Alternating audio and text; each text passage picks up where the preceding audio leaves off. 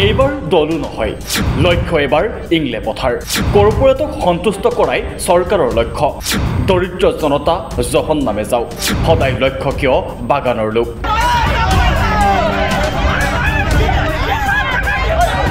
এইবাৰ দলো নহয়, এইবাৰ ইংলেণ্ড পথাৰ। কাজিৰঙাৰ ওচৰৰ ইংলেণ্ড পথাৰত এইবাৰ পুনৰাবৃত্তি ঘটিল দলুৰ দৰে দখা হ'বলৈ গৈ আছে ইংলেণ্ড পথাৰৰ বাগানীয়া লোকসকলৰ।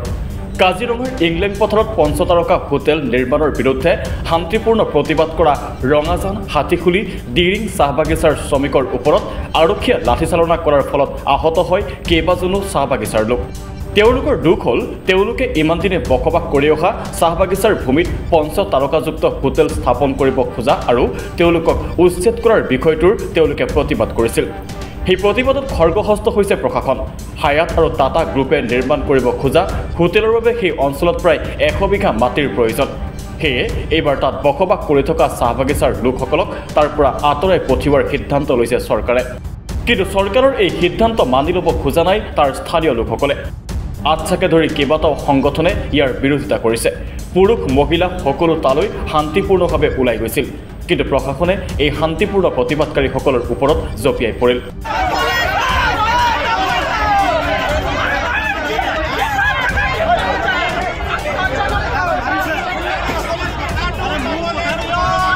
সেই একেই ঘটনা ঘটিছিল দলত। দিনটো আছিল 2022 চনৰ 12 মে। সেইদিনাই এখন সেউজ চাহ বাগিচা ধ্বংসস্তূপলৈ পৰ্যবেক্ষিত হৈছিল। ইতিমধ্যে 2 বছৰ সম্পূৰ্ণ কৰিলে দলুৰ ধ্বংসযজ্ঞই। এতিয়াও তাৰ শ্ৰমিকসকল সংস্থাপনহীন। দলুবাসীয়ে এতিয়াও সেই দিনটো কলা দিন হিচাপে পালন কৰি আহিছে। কাছাৰৰ শিলচৰৰ নিকটৱৰ্তী দলু চাহ বাগিচাত চলা উচ্ছেদৰ ছবিখন আৰু ইয়াৰ শ্ৰমিকৰ হিয়া ভঙা বিননি কোনেও হয়তো পাহৰিব নোৱাৰিব। মাত্ৰ এটা নিশাৰ ভিতৰতে এখন 200 বছৰীয়া পুৰণি বাগান আৰু বাগানৰ শ্ৰমিকৰ সপোনবোৰ শেষ হৈ গৈছিল। সেউজ সজীৱ চাহ গছবোৰ শুকাই গৈছিল। চিৰসেউজীয়া অঞ্চলটো হঠাৎ যেন এক যুদ্ধ বিধ্বস্ত অঞ্চললৈ পৰ্যবেক্ষিত হৈছিল। এইখনৰ পাছত সিখন বুলডজাৰেৰে চলাইছিল উচ্ছেদ। সেই উচ্ছেদ চলিছিল প্ৰায় 200খন এক্সকেভেটৰেৰে। বাগিচাখন ধ্বংস কৰিবলৈ সময় লাগিছিল মাত্ৰ 72 ঘণ্টা, কিন্তু গঢ়িবলৈ লাগিছিল 200 বছৰ।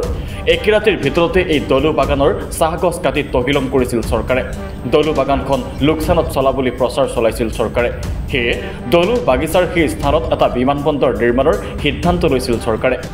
এটা কাৰণতে চলাইছিল উচ্ছেদ। কাৰণটো আছিল মুখ্যমন্ত্ৰীয়ে 2022 চনৰ জানুৱাৰীত দলু চাহ বাগিচাৰ স্থানত গ্ৰীণফিল্ড এয়াৰপোৰ্ট নিৰ্মাণ কৰাৰ কথা ঘোষণা কৰিছিল।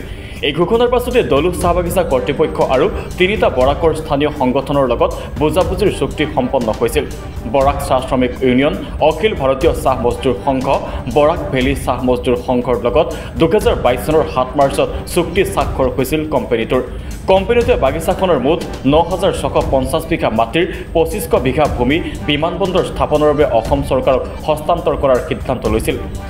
ইয়াৰ পাছতে প্ৰায় 100খন এক্সকেভেটৰেৰে বাগিচাখনৰ 41,95,909 জোপা চাহ গছ কটাৰ লগতে 10,000 জোপা চাহ দিয়া গছ কাটি পেলোৱা হয়। এই চাহ বাগিচা ধ্বংস কৰাৰ ফলত মুঠ 4,000 শ্ৰমিক সংস্থাপনহীন হ'বলগীয়া হৈছিল। কিন্তু শেহতীয়াকৈ উচ্চতম ন্যায়ালয়ে অসম চৰকাৰৰ সিদ্ধান্তত স্থগিতাদেশ জাৰি কৰে। বাগিচা ধ্বংস কৰি বিমানবন্দৰ নিৰ্মাণৰ সিদ্ধান্ত গ্ৰহণ কৰা চৰকাৰক ৰঙা চকু দেখুৱালে উচ্চতম ন্যায়ালয়ে। উল্লেখ্য যে কলকাতাৰ 3টা পৰিৱেশ আৰু সামাজিক সংস্থাই বিগত 25 জানুৱাৰীত এই বাগান ধ্বংসৰ বিষয়টোক লৈ সেউজ ন্যায়াধিকৰণৰ কাষ চাপিছিল, কিন্তু ন্যায়াধিকৰণে এই নিৰ্মাণ কাৰ্যত স্থগিতাদেশ নিদিলে। ইয়াৰ পাছত বিষয়টো সন্দৰ্ভত 9 মাৰ্চত সংস্থাকেইটা পুনৰ উচ্চতম ন্যায়ালয়ৰ দ্বাৰস্থ হয়। উচ্চতম ন্যায়ালয়ৰ 3জনীয়া বিচাৰপীঠে পুনৰ এক ৰায়দানৰ জৰিয়তে বাগানত বিমানবন্দৰ নিৰ্মাণ প্ৰাকৃতিক ভাৰসাম্য ৰক্ষাৰ পৰিপন্থী বুলি উল্লেখ কৰি সম্পূৰ্ণ নিৰ্মাণ কাৰ্য স্থগিত ৰখাৰ নিৰ্দেশ প্ৰদান কৰে। লগে লগে ইমান দিনে বৰাকত গ্ৰীণফিল্ড এয়াৰপোৰ্ট হ'ব বুলি দমফালি মাৰি অহা মুখ্যমন্ত্ৰীৰ পৰিকল্পনাত পৰিল চেঁচা পানী। 4 কোটি টকাত ক্ৰয় কৰা বাগানৰ ক্ষতিপূৰণ হিচাপে 40 কোটি টকা ক্ষতিপূৰণ চৰকাৰৰ পৰা লোৱাৰ পাছত পুনৰ বাগিচাখন মুকলি কৰাৰ কোনো পৰিকল্পনাই নাই বাগিচা কৰ্তৃপক্ষৰ। কাজিৰঙাৰ কাষৰ এই ইংলেণ্ড পথাৰতো ইমান দিনে পঞ্চতাৰকাযুক্ত হোটেল নিৰ্মাণৰ পূৰ্ণ প্ৰস্তুতি চলাই আছে। কিন্তু এতিয়া ইউনেস্কো উপদেষ্টা সমিতিয়েও এই অঞ্চলত হোটেল নিৰ্মাণ বন্ধ কৰাৰ বাবে পত্ৰ প্ৰেৰণ কৰিছে। প্ৰয়োজনত কাজিৰঙাই বিশ্ব ঐতিহ্য ক্ষেত্ৰৰ মৰ্যাদা হেৰুৱাৰ উপক্ৰম হ'ব বুলিও সকীয়াই দিয়া হৈছে চৰকাৰক। হয়, আজিৰ কাণ্ডটো আমি সম্পূৰ্ণ চৰকাৰৰ গুণ্ডাগিৰি বুলি কৈছোঁ। দণ্ডাধীশ পৰ্যায়ৰ কোনো ধৰণৰ বিষয়া নথকাকৈ, নিৰ্দেশ নথকাকৈ পুলিচে নিজৰ হাতত আইন তুলি ল'বৰ কোনে অধিকাৰ দিলে?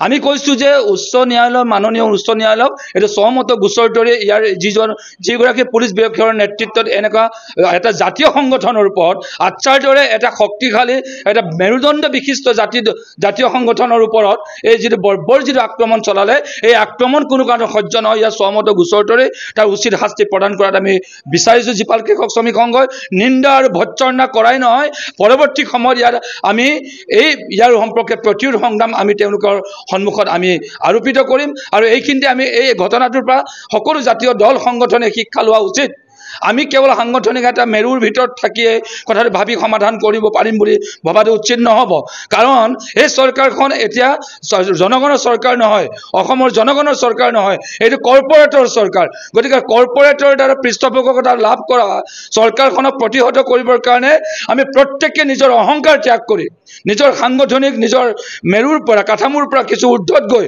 আমি উদাৰ চিত্তে আমি আচলতে ঐক্যবদ্ধ সংগ্ৰামৰ পোষকতা কৰিব লাগিব যিটো ইংলেণ্ড পথাৰত আজি ঘটনা হৈছে সেই ইংলেণ্ড পথাৰতে আমি সৰ্বস্তৰৰ জনগণক একত্ৰিত কৰি আচ্ছা হওক ভূমি অধিকাৰ সুৰক্ষা সমিতি হওক জীপাল কৃষক শ্ৰমিক সংঘ হওক কৃষক মুক্তি হওক অন্যান্য সকলো দল সংগঠন জাতীয় সংগঠন সাংবাদিক নেচাৰ এক্টিভিষ্ট সকলোৱে সন্মিলিতভাৱে আচলতে ঐক্যবদ্ধ সংগ্ৰামৰ পোষকতা নকৰিলে এই সংগ্ৰামত আমি ফলাফল লাভ কৰিব নোৱাৰিম আৰু জনগণক হেঠালি খেলা হ'ব কেৱল সেয়েহে আমি কৈছোঁ যে আমাৰ নিজৰ যিটো সংযত হৈ আমি নিজৰ গোলামীৰ পৰা আঁতৰি এই প্ৰতিৰোধ সংগ্ৰাম গঢ়ি তুলি তেওঁলোকক যদি আমি কাবু নকৰোঁ কিন্তু পৰিত্ৰাণ নাপাম আজি সৰল চিতীয়া আদিবাসী লোকসকলৰ ওপৰত যি আক্ৰমণ চলিছে পৰৱৰ্তী সময়ত আমাৰ সকলো স্তৰৰ মানুহৰ ওপৰত এই বলপূৰ্বক আক্ৰমণ চলিব ইতিমধ্যে ইউনেস্কোৰ উপদেষ্টা সমিতিয়ে পত্ৰ প্ৰেৰণ কৰিছে চৰকাৰলৈ তাত যিটো পৰিৱেশ কেন্দ্ৰত ব্যাঘাত জন্মোৱা কাজিৰঙাৰ বৈচিত্ৰৰ ওপৰত আঘাত কৰা কৰ্পৰেট কোনো তাৰকাযুক্ত কোনো হোটেল তেওঁলোকে বিচৰা নাই ইয়াত জনগণৰ মত গ্ৰহণ নকৰাকৈ কোনো কনষ্ট্ৰাকশ্যন নকৰিবৰ কাৰণে পৰামৰ্শ দিছে অন্যথা তেওঁলোকৰ যিটো বিশ্ব ঐতিহ্য ক্ষেত্ৰৰ স্বীকৃতি বাতিল হ'ব পাৰে এনেধৰণৰ ভয়াৱহ ইংগিত পোৱাৰ পাছতো আৰু আচ্ছাৰ লগত যুটীয়াভাৱে বিভিন্ন পৰ্যায়ত কেইবালানি আলোচনা মিলিত হৈ থকাৰ মাজতে চকুত ধূলি মাৰি তেওঁলোকে কনষ্ট্ৰাকশ্যন চলাই ৰাখিছিলে যাৰ কাৰণত তেওঁলোকে সৰজমিন তদন্ত কৰিবলৈ যাওঁতে আজি যিটো আমাৰ আচ্ছাৰ ওপৰত বৰ্বৰ যিটো নিৰ্যাতন চলাইছে এইটো চৰকাৰখনৰ ফেচিষ্ট আৰু এটা সাংঘাতিক গুণ্ডামী এটা নীতি আৰোপ কৰিছে এইটো কেতিয়াও জীপাল কৃষক শ্ৰমিক সংঘই গ্ৰহণ নকৰে ইয়াৰ ওপৰত তীব্ৰ গণতান্ত্ৰিক আৰু প্ৰতিৰোধ সংগ্ৰাম কৰি তোলা হ'ব কিন্তু কেৱল কৰ্পৰেটক সন্তুষ্ট ৰখা এই চৰকাৰখনে সমাজৰ আন লোকসকলক গুৰুত্ব নিদিয়ে এই লোকসকল সদায় সমাজত নিষ্পেষিত আশ্ৰয়হীন হৈয়ে থাকিবলগীয়া হয় বিশেষকৈ চাহ বাগিচাৰ লোক জনজাতীয় লোকসকল সঘনাই বলি হয় এনে উচ্ছেদৰ দলৰ দৰে ইংলেণ্ড পথাৰৰ চাহ বাগিচাৰ লোকেও শীঘ্ৰেই হেৰুৱাব তেওঁলোকৰ বাসস্থান তথা ভূমিৰ ওপৰত থকা অধিকাৰ চৰকাৰৰ কৰ্পৰেটক ৰঙাদলিচা পাৰি দিয়া স্বভাৱৰ বাবেই দলৰ হাজাৰ হাজাৰ চাহ শ্ৰমিক গৃহহীন কৰ্মহীন হৈছিল ইংলেণ্ড পথাৰৰ শ্ৰমিকৰো হয়তো একে দশাই হ'ব সকলোতকৈ গুৰুত্বপূৰ্ণ বিষয় হ'ল কাজিৰঙাৰ সাংসদ কামাখ্যা প্ৰসাদ তাছা এগৰাকী চাহ জনগোষ্ঠীৰ সাংসদ কিন্তু চাহ জনগোষ্ঠীৰ লোকেই তাত উচ্ছেদিত হ'ব চাহ জনগোষ্ঠীৰ লোকেই তাত আৰক্ষীৰ অত্যাচাৰ নিৰ্যাতনৰ সন্মুখীন হ'বলগীয়া হৈছে কিন্তু সাংসদ কামাখ্যা প্ৰসাদ তাছা নীৰৱ নিস্তব্ধ